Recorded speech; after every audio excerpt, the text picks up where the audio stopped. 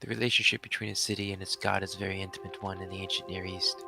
This relationship is such that one can determine the strength and importance of the city based on the influence of their god on the community.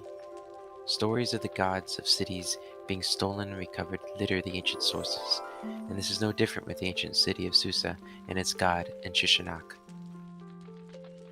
Susa is situated in southwestern Iran in a region known as Susiana. Throughout history, the city was subject to a number of conquests and ruled by foreigners, primarily the Elamites. The region of Elam lies just southeast of Susiana, with Anshan as its capital. The Elamites had a very close relationship with the kings of Mesopotamia, and sometimes a very bloody one.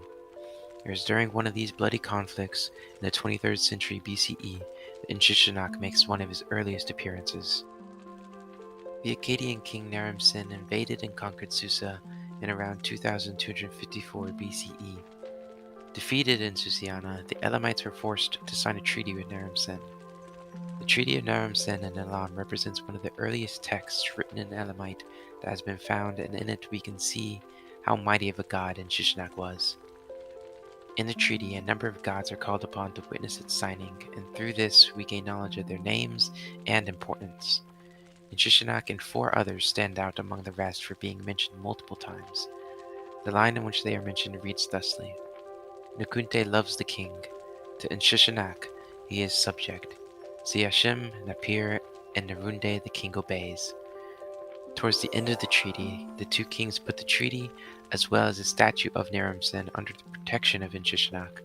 The fact that both kings seemed to recognize Inshushinak's power means that Susa itself must have been quite the city. Over the course of the next century, even though the evidence is limited, we find that Inshushinak remains influential. In the dynastic list of the kings of Awan and Sumashki, there are a few kings that take the name Inshushinak. This was a fairly common practice in which an individual took on the name of a favorite god. Pazar Inshushinak of the Awan dynasty was the first of the Elamites to take the name Inshushinak.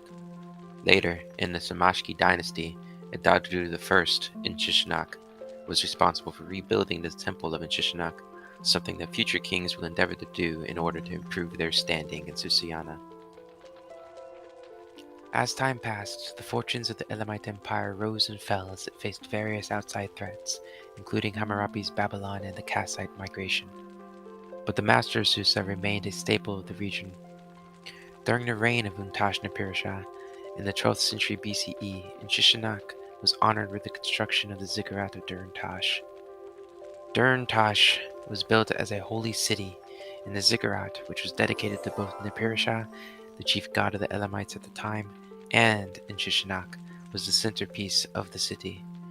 Untashna-Pirsha also had a stela made depicting Inshushinak on a throne made of snakes, acknowledging him as king. This piece of art, which was later moved to Susa, was likely used as propaganda to convince the people of Susa of Untashna-Pirsha's legitimacy, indicating the importance of Susa to the king. The final chapter of Inshushinak occurred during the Neo-Elamite Empire, which lasted from 750 BCE to around 642 BCE. This was a bloody time for the Elamites, as the Assyrians were a constant threat in the west. This threat eventually proved to be too great when Ashurbanipal captured Susa in 646 BCE, destroyed it, and deported a great number of the Elamite people. Unlike past conquests, the Elamites were unable to recover, as other powerful Iranians began to rise, especially the Persians. The destruction of Susa, and then the subsequent conquest by the Persians, was the nail in the coffin for Inshushinak. For if a god of a city could not protect that city, then what use was he?